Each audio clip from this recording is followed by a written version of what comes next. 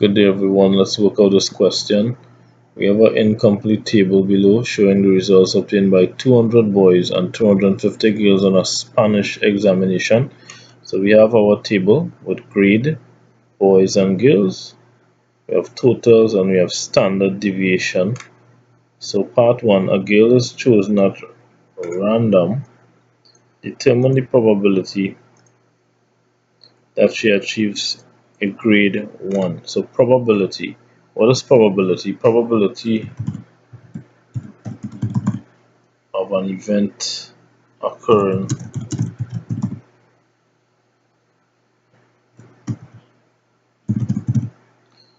is equal to the number of favorable outcomes divided by total number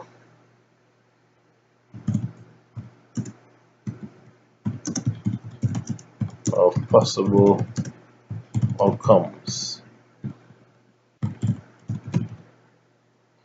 Okay, so the number of favorable outcomes divided by the total number of possible outcomes.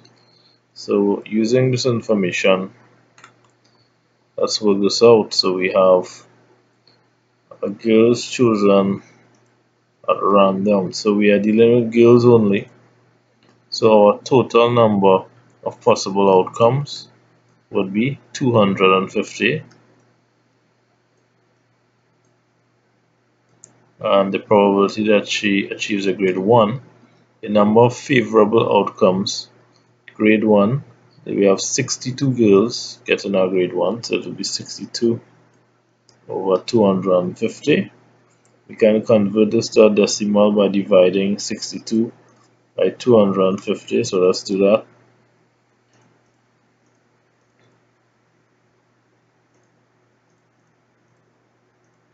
0.248, we'll round off to two decimal places and we write 0.25.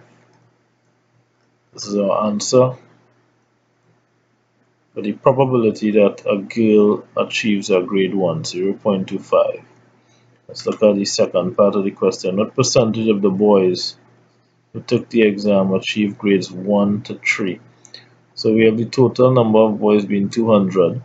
We are given the number of boys who got grade 4 and the number of boys who got grade 5. So we need to add 30 and 8, and we have 38. And then we just subtract it from 200. So we have 200 subtract 30 plus 8, which will be 200 subtract 38. Let's work that out in our calculator.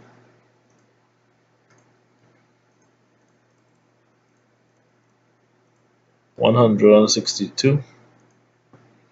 So we have 162.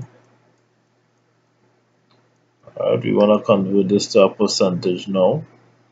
So we take 162 and we divide it by the total, which is 200 boys, and we multiply by 100 over 1. Okay, so go ahead and move this out. 100 and 200 is 100, and 200 is 2. 2 into 2, 1. 2 into 16, 8. 2 into 2, 1. And this will result in 81%. Okay, so the answer for part 2 is 81%. Let's look at part 3. Considering the standard deviations on the table on page 18. Compare the performance of the boys and the girls. Okay, so we are looking at the table and the standard deviations, and we observe that for the boys the standard deviation is greater than the girls.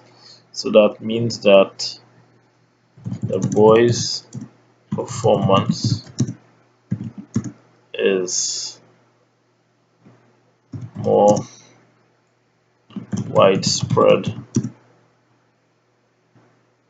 or of mixed ability. compared to that of the girls. Alright, the boys' scores